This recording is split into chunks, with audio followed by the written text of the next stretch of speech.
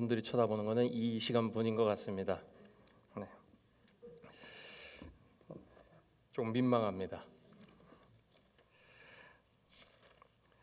사도행전 이제 4장 들어갔습니다. 저희가 생각보다 이제 스케줄이 조금씩 한 2번 정도 밀렸는데요. 오늘 또 말씀을 통해서 많이 은혜가 하나님께서 주실 거라고 믿습니다. 이 사도행전에 나오는 성령이죠. 성령을 통해서 주시는 복. 이 복이죠. 좋은 소식인 게 복음이 좋은 복된 소식이죠. 좋은 소식이죠. 근데 이 복된 소식을 싫어하는 사람들이 있었어요. 이거 사람들이 정말 복된 소식, 이 복을 준다는데도 싫어하는 사람이 있어요. 그것을 아주 이 원어로 보면 disturb 됐다고 돼 있어요. 아주 마음에 들지 않았다 이렇게 돼 있어요. 왜 싫어했을까요? 복을 준다는데도 그것이 싫었다는 것이 그냥 얼핏 들으면 이해가 가지 않죠, 저희가. 근데 이유가 있습니다. 이유가. 우선 저희가 읽어보면은 1절, 2절에 보면은 사도들이 백성에게 말할 때 제사장들과 성전 맡은 자와 사두개인들이 이르러 백성을 가르침과 예수를 들어 죽은 자 가운데서 부활하는 도 전함을 싫어하여 이렇게 했어요. 그러니까 이 싫어하는 사람들이 누군지를 알아야 되겠죠. 여기 보면은 성전을 맡은 자 그리고 사두개인 그 제사장들이었어요. 얘들 공통점이 있어요. 뭐와 다 관련돼 있죠? 성전과 관련돼 있습니다. 성전. 자, 여기서 잠깐 제가 설명을 좀 드리자면은 유대인들이라고 이 당시 때 다 같은 믿음을 가진 게 아니었습니다. 한 4부류 정도로 나눌 수가 있어요. 그러니까 나중에 예수님을 믿는 이 크리스천들까지 하면 하나 더 추가되겠지만 짧게는 우리가 자주 보는 거예요. 사두개인들, 바리새인들, 그리고 아시나요? 젤롯이 시작을 해서 그 열정주의, 이게 질럿이라 그래요. 그리고 하나가 더 있습니다. SNS라 해서 그 사막에서 따로 공동체 삶을 사는 그런 사람들이 있었어요. 이렇게 한 4부류 정도로 그 그룹이 있었는데 크게는. 근데 여기서 오늘 보면은 딱 그중 한 부류에 대해가 싫어했어요. 사두개인들입니다. 사두개인들과 이 지금 나온 사람들의 특징은 다 성전과 관련돼 있어요. 성전. 근데 이 사두개인들이 어땠냐? 사두개인들은 부활을 믿지 않았습니다, 여러분. 부활을 믿지 않았어요. 이 사람들은 굉장히 보수적이었고 딱 모세오경 있죠. 창세기, 출애굽기, 레위기, 민수기, 신명기까지만 정경으로 봤어요. 그래서 이 부활에 대한 예언, 예수 그리스도가 오신다는 예언이 가장 강력하게 명확하게 나와 있는 곳이 어디죠? 예언서들이에요. 예언서들을 보지 않았어요. 예언서들을 정경이라고 생각하지도 않고 하나님의 말씀이라고 당연히 생각하지 않았습니다. 그래서 이들의 특징은 이들은 굉장히 물질적이서 현세에 굉장히 충실했습니다. 보이는 것, 성경도 모세오경도 그냥 그 문자적으로 해석을 했죠. 그게 무슨 뜻이냐면은 거기에 영적 의미라든지 깊은 어떤 의미를 담고 해석하지 않았어요. 그러니까 이 사람한테 가장 중요한 것은 천사도 믿지 않았습니다. 가장 중요한 거는 이 삶이 제일 중요하고 이 삶 이후의 삶에 대해서는 별로 생각하지 않았어요. 질문하지도 않았어요. 가장 중요한 건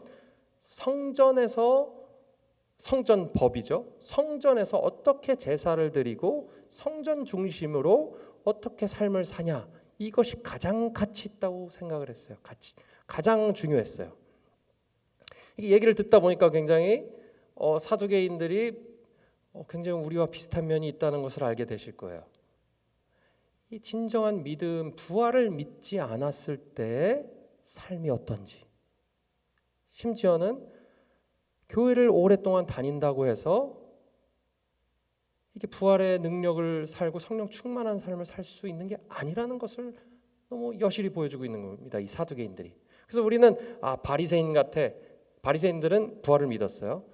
바리새인 같아, 사두개인 같아 이렇게 쉽게 말하지만 사실은 그들의 행동과 생각과 삶의 스타일이 우리가 공유하는 것이 있습니다. 충격적이죠. 공유하는 것이 있어요. 지금도 그렇습니다. 이 사두개인들은 현실이 너무 만족스러웠습니다. 로마와 결탁해서 로마한테 아주 충성스러웠고요. 그리고 귀족층이었어요. 귀족층과 결탁해서 또 권위가 있었고 영향력이 이루 말할 수 없었습니다. 변화를 싫어했어요. 자기 있는 그대로가 좋았어요. 그리고 계층이 나눠진 것을 아주 당연하다고 생각했죠. 근데 이들이 싫어했대요. 복음을 싫어했어요. 싫어했던 이유를 그냥 표면적인 이유가 있고 이면적인 이유가 있습니다. 표면적인 이유는요. 여기 보면은 백성을 가르침, 그러니까 베드로와 사도들이 백성을 가르친 것과 예수를 들어 죽은 자 가운데서 부활하는 도 전함이 싫었대요. 이 두 가지가 싫었대요. 표면적입니다. 이 원어로 보면은 나중에 보면 백성이 가르쳐 베드로와 사도들이 백성을 가르치는 것 자체가 왜 싫었을까요? 분명하게 나와 있습니다. 13절에 보면은 본래 학문 없는 범인이라고 돼 있어요. 범인으로 간주했어요. 범인. 근데 원어로 보면은 글을 쓸 수 없는 사람이에요. 글을 읽고 쓸 수 없는 사람이에요, 여러분. 베드로. 제가 예전에 말씀드렸죠. 갈릴리 사람들이 무식하고 사회계층에서 아주 marginalized 돼 있죠. 주변에 있고 아주 무시받던 사람들이에요. 글을 쓸 줄 몰랐습니다. 근데 이 당시 때는 문맹률이 더 높았죠. 지금보다는. 근데 실제로 이 사람들은 권위 있게 무엇을 배우고 가르칠 수 있는 쓸만한 사람이 아니에요. 근데 이 복음의 능력으로 성령을 받았을 때 이 대제사장들과 사두개인들을 엘리트들이죠. 를 가르치고 있는 장면을 우리가 볼 수 있습니다. 이 복음이라는 것은 기독교라는 것은 교육이 따로 교육기관이 필요가 없습니다. 사실 이거 자체가 성경 자체가 교육이에요. 아주 고귀한 교육이죠. 근데 이것이 싫었다는 거예요. 아무것도 학문도 없는 사람들이 가르치는 게 싫었대요. 두 번째는 부활을 전하기 때문에 아까 말씀드린 대로 부활을 믿지 않는데 자꾸 부활을 전하니까 이 표면적인 이유들입니다. 자기가 동의하지 않는 것을 자꾸 정하는데 중요한 건 이거예요. 5,000명이 지금 또 믿었어요.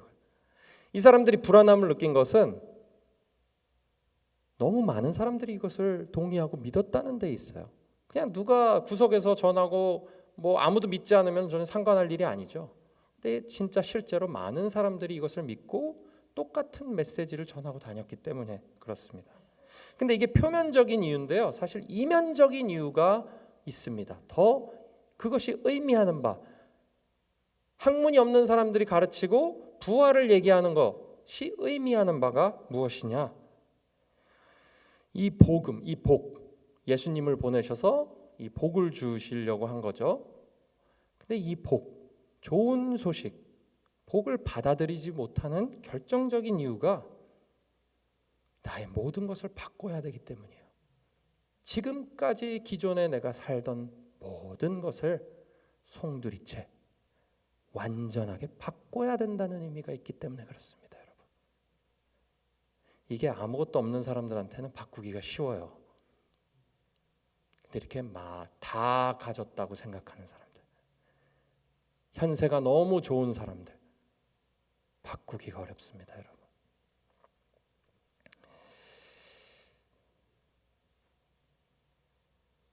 나의 삶의 의미가 달라지기 때문에 그렇습니다, 여러분.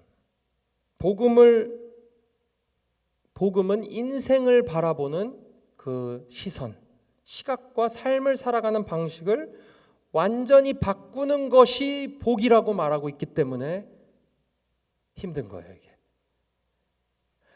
예수 그리스도를 통해서 전해진 우리 좋은 소식은 우리의 기존의 삶을 완전히 바꿀 때 주어지는, 그리고 바꾸는 능력을 인조이하는 복이에요.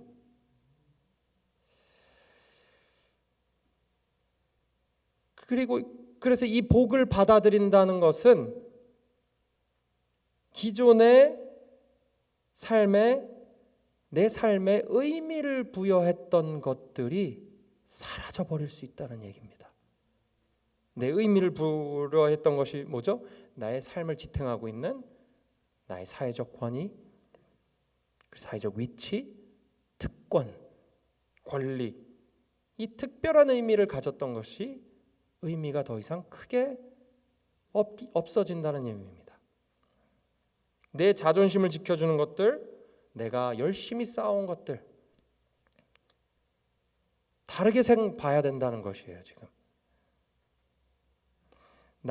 결국 나의 기존에 가지고 있던 가치관을 완전히 바꾸어야 한다는 의미이기 때문에 그렇습니다. 이것이 진짜 의미입니다. 진짜 사두개인들이 싫어했던 그 내면의 진짜 의미예요. 자기네들이 누리는 것을 포기해야 됐기 때문입니다. 이 가치관을 바꾸는 것이 여러분 생각보다 어렵습니다. 거의 불가능에 가깝습니다. 우리가 지금 가지고 있는 우리가 복합적이에요. 성경적인 가치관도 있습니다. 근데 반대로 한편으로는 세상적인 가치관이 같이 있어요. 저희에게 지금 그 싸움이 있습니다. 우리에게. 근데 가만히 생각해 보십시오. 우리의 가치관이 바꾸는 것을 사람이 할 수 있나요? 절대로 못합니다. 한 인간이 와서 자기만의 가치관을 얘기했을 때 그것을 그냥 받아들이시나요? 그렇지 않죠. 이 가치관이라는 것이 그러면 어떻게 생기냐 잠깐 보면 좋을 것 같아요. 생각해 보면 가치관은요, 여러분 어릴 때부터 태어나면서부터 시작됩니다. 내가 울었을 때 세상이 어떻게 반응하나, 울었을 때 부모님이 어떻게 반응하나부터 가치관이 시작됩니다. 부모님을 봄으로써 가치관이 시작되죠. 그리고 부모님들이 다 죄가 있죠. 죄성부터 이제 시작되는 거죠. 그리고 세상에서 자라면서 들리는 뉴스들, 그리고 부모님들의 등 뒤로 배우는 것들, 모든 것이 복합적으로 우리에게 들어옵니다. 그리고 더 크면 이제 조금 더 머리가 자라면은 세상을 바라보는 시각, 정치적 시각, 어떤 것이 가치가 있고 문화적인 것, 나의 친구들, 옆에 사람들이 생각하는 것에 영향을 많이 받게 되죠. 그러면서 나의 가치관이 쌓입니다. 근데 이 가치관이 말이죠, 일관적이지가 않아요. 누가 하나 일관적으로 가치관 클래스 열어가지고 일관적인 걸 가르쳐주는 곳이 없죠.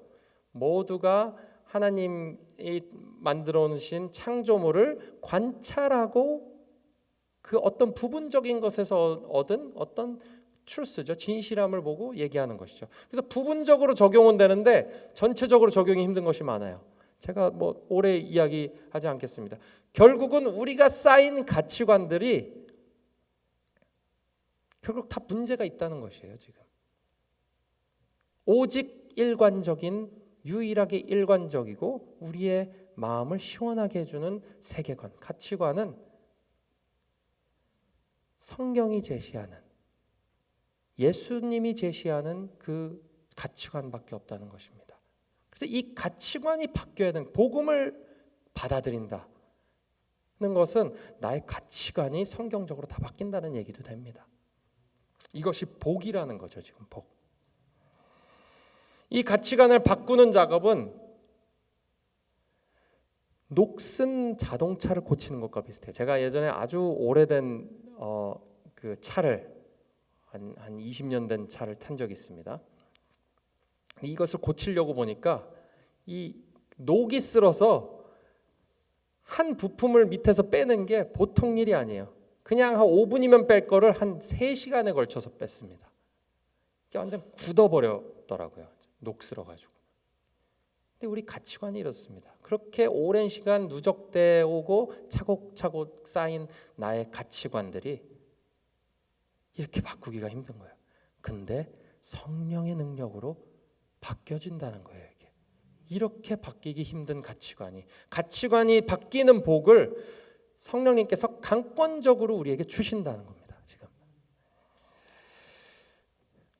그럼 우리가 무엇은 권위와 특권, 특권을 가지고 있거나 혹은 무슨 권위와 특권을 우리가 쫓고 있는지를 알아야 되겠죠. 그래야지 우리가 이것을 자꾸 계속해서 이 가치관을, 녹슨 가치관을 털어버릴 수가 있는 것이죠. 몇 가지가 있을 것 같습니다. 중요한 것들. 우리가 지금 말씀드리는 것들은 안 좋은 것이 아니에요. 완전히 안 좋은 것이기 때문에 우리가 영적으로만 보이지 않는 것으로만 살아야 된다. 그거 불가능하죠. 우리가 지금 실제로 물질적인 세계에 살고 있기 때문에요. 하지만 이것을 바라보는 우리의 가치관이 달라진다는 것이에요. 직업적인 성공, 그리고 우리는 높은 지위 좋아하죠. 높이 올라가는 거죠. 이 직업적 성공 뭐죠? 보통 요즘은 직업적 성공을 연봉이 높으면은 성공하고 잘 된다고 보죠. 이런 것을 추구하는 것. 그리고 우리는 CEO 좋아합니다. CEO, 리더십 좋아해요. 관리자 좋아해요. 관리자. 내가 권리를 갖고 권한을 갖고 영향력을 행사할 수 있는 것을 좋아합니다. 사두개인들도 그랬어요. 그것이 너무 누구나 좋아하는 것이죠.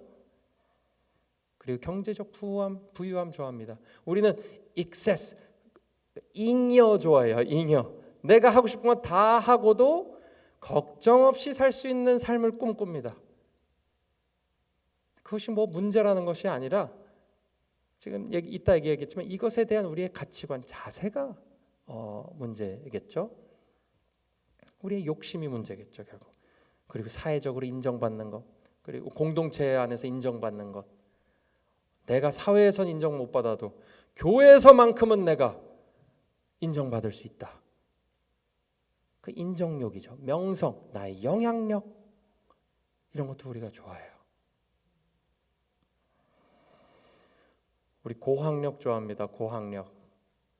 석사, 박사, 고학력자는 왠지 우러러보게 되고 대단해 보이고요. 그리고 그런 것을 받게 되면 내가 뭐라도 되는 것처럼 행동하고 아는 척합니다. 아는 척. 그리고 외모, 건강, 부러워하죠. 외모에 신경 너무 많이 쓰죠, 우리가. 부활을 믿는다는 것은 이 좋은 것들, 방금 말씀드린 것들은 다 우리가 좋은 것들입니다. 좋은 것들. 근데 부활이라는 것은 이 좋은 것들이 다 죽어야 된다는 거예요. 죽어야 돼. 이게 무슨 뜻일까요? 결국에 이것들이 결국에는 이 권리와 특권, 방금 말씀드린 좋은 것들이 결국은 다 큰 의미가 없어지고,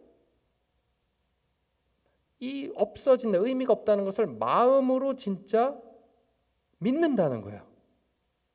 머리로만 그렇지, 좋은 얘기지, 맞아, 맞는 얘기인데 쉽지 않아가 아니고, 그렇구나, 내 마음으로 진짜 믿어지냐는 거예요. 하나님이 그렇게 말씀하셨는데 그걸 믿느냐는 거예요. 지금 결정적으로 그걸 믿냐는 거예요. 우리가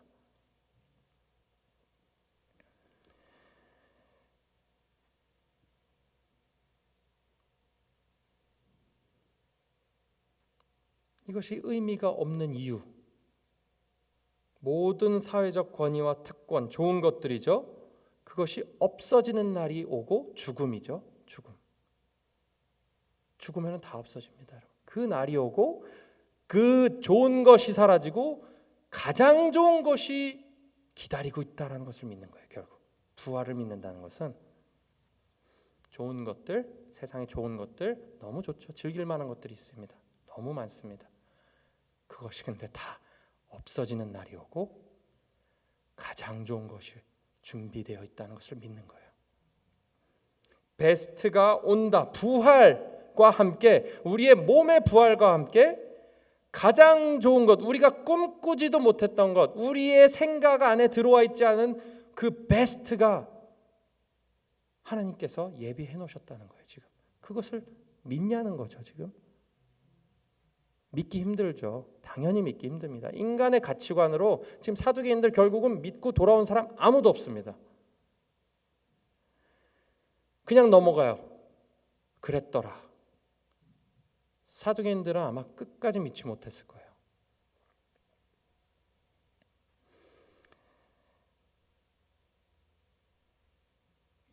이 베스트 부활이 온다는 것이, 그리고 이 그리스도를 주로 시인하는 모든 사람들에게 온다는 것이 어메이징한 겁니다, 여러분. 그냥 방구석에 앉아 있다가 백수처럼 살고 있다가 세상에서 나고자가로 찍힘을 받고 글을 읽을지도 못하고 내 삶을 근근히 살아가던 베드로에게 이 복이 왔고 복을 그냥 내 것처럼 받아들였어요, 베드로. 그랬더니 이 누구도 어떤 지식인과 어떤 영광도 이 세상의 영광과 비교할 수 없는 영광이 이 베드로에게 guaranteed, 확증되고 주어졌다는 게 놀라운 겁니다, 여러분. 사실 이게 모든 사회의 그런 구조에 대한 생각을 완전히 뒤바꾸는 생각입니다. 가치관을 완전히 다르게 만드는 것이죠. 그럼 우리는 어떻게 해야 될까요? 19절에 보면은 잘 나와 있습니다. 제가 읽도록 하겠습니다. 베드로와 요한이 대답하여 가로되 하나님 앞에서 너희 말을 듣는 것이 하나님 말씀을 듣는 것보다 옳은가 판단하라. 너희 복음 전하지 마. 너희 그렇게 살지 마, 이런 거예요. 그러니까 이 사두개인들이 베드로한테. 그랬더니 베드로가 이 기가 막힌 말을 합니다. 하나님 앞에서, 너도 하나님 믿지? 하나님 존재하는 거 알지? 하나님 앞에서, 하나님 계시다는 거 믿지? 전제되는 겁니다. 하나님 앞에서 너희를 믿는 것이 좋은지, 하나님의 말을 듣는 것이 좋은지 너네가 판단해 봐라입니다. 첫 번째로 우리가 해야 될 일은 결국 하나님을, 존재를 믿냐는 겁니다. 지금 하나님이, 그러니까 우리는 하나님의 존재를 당연히 믿죠. 근데 우리의 삶은 하나님이 마치 없는 것처럼 행동할 때가 너무 많아요. 이게 기능적 무신론자라고 또 전문가들이 얘기해요. 기능적 무신론자. 말은 믿는다고 하고 실제로 있는 것을 믿는데도 불구하고 내가 기능적으로 활동할 때는 마치 없는 것처럼 행동하는 것이죠. 코람 데오의 삶이 뭐죠? 크리스찬 삶을 완전히 바꿔놓은, 이 하나님 앞에서 모든 것을 한다라는 이 코람 데오죠. 하나님 앞에 before in the face of God. 결국은 우리의 삶이 지금 복을 누리는 것은 하나님을 인지하고 사는 삶이에요. 결국 그렇게 하래요. 이 사두개인같이 살지 않으려면은 하나님이 계시다는, 내 삶의 구석구석 항상 나와 함께 하신다, 내 하는 모든 생각과 행동이 하나님 앞에 밝히 벌거벗은 것처럼 드러난다라는 것을 믿으라는 거예요. 믿으라는 거예요. 그리고 그게 끝이 아니죠. 옳은가 판단하라입니다. 판단해야 돼요. 우리가 하는 생각이 하나님의 말씀인지, 이게 하나님의 성경에서 말씀하시는 새로운 가치관인지, 방금 말씀드렸던 것, 그것이 아닌지, 인간이 말하는 가치관인지, 결국 끝에는 무엇인지 옳은가 판단하라입니다. 판단하라. 크리노스 그랬어요. 이것은 나중에 예수님이 세상을 심판하실 때랑 같은 단어입니다. 옳고 그름, 심판하라입니다. 결국은 내가 하나님의 말을 믿느냐, 따르냐, 아니면 내 마음에 더 동의가 잘 되는, 금방 표면적으로 보이는 것들에, 사람들이 얘기하는 것들에 내가 더 가치를 두고 그 말을 듣느냐의 문제인 것이죠, 결국은. 근데 이 복을 누린다는 것이 후자가 아니고 전자라는 것이에요. 하나님께 우리 주시는 복이 몇 가지를 의미합니다. 나의 권리와 특권을 포기하는 작업을 시작해야 됩니다. 이것은 내가 갖고 있던 직업을 버리라는 것, 포지션을 버리라는 것이 아닙니다. 마치 그것이 의미가 별로 없는 것처럼 살아가라는 거예요. 의미가 있지만 마치 그것이 없는 것처럼, 나에게 특권이 없는 것처럼 살아라는 거예요.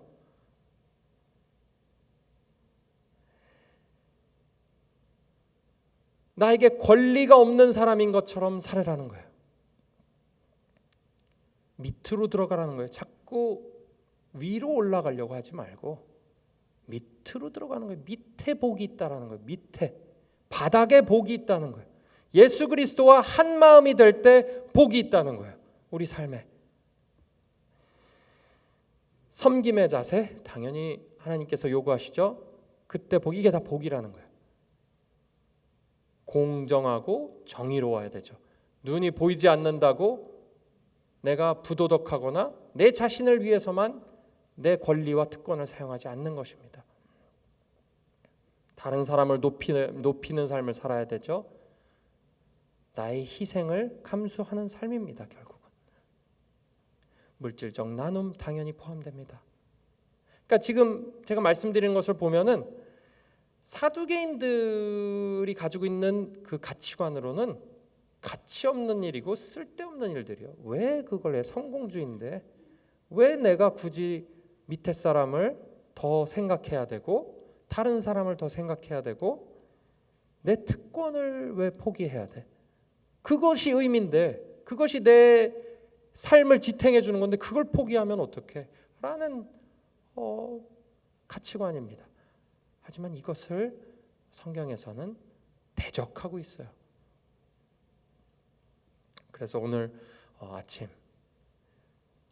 하나님께서 주시는 말씀은 너희가 받은 복은 세상이 줄 수 없는 복이다. 이 사두개인들 부활을 믿느냐? 네가 정말 베스트가 있다는 것을 믿냐? 아니면 이 세상의 것들이 베스트라고 믿냐? 그것을 정말 나의 말을 너가 믿냐? 라는 질문해 오시는 성령님의 음성이 우리 모두에게 오늘 이 아침 울려 퍼지시기를. 그래서 더욱더 높아지는 삶이 아니라 더 낮아지고 낮아짐으로써 더 행복한 나의 욕심과 권리와 특권을 쫓는 그 삶으로부터 자유한 그 자유함을 누리는 복, 그 복을 모두 누리시는 우리 모두가 되시기를 주의 이름으로 간절히 축원합니다. 제가 기도하겠습니다. 주의 아버지, 저에게 생명의 길을 보여주시고 진정한 복을 주셨음에도 저희가 그 복을 깨닫지 못하고 하나님이 계시는 것을 알매도 불구하고 저희의 삶 속에서 아직 성화되지 않은 생각과 가치관 때문에 주님이 주시는 진정한 복을 누리지 못할 때가 많은 것 같습니다. 하나님, 주여 하나님, 오늘 말씀을 통해서 우리가 알 수 있는 것은 사두개인들처럼 사두개인들 같지 않게 살게 해주시고 무엇보다 부활을 믿는 부활신앙, 아직 베스트는 오지 않았다라는 것을 마음속에 항상 품고 살게 하여 주시옵소서. 지금 우리가 누리는 좋은 것들은 좋은 것들이지만 결국은 다 사라질 것들, 우리가 누리는 모든 특권과 권리들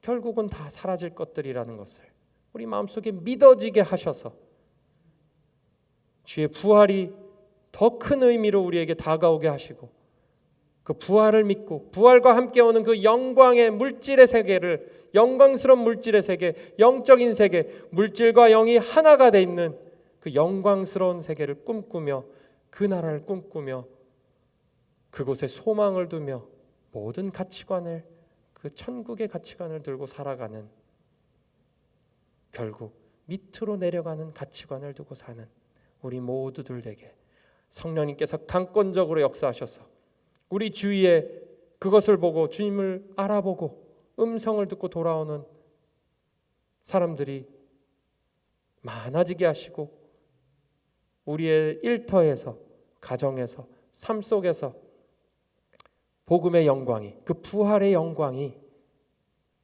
더욱더 밝게 빛나게 하여 주시옵소서. 예수 그리스도의 이름으로 간절히 기도드리옵나이다. 아멘. 기도하시고 돌아가시면 되겠습니다.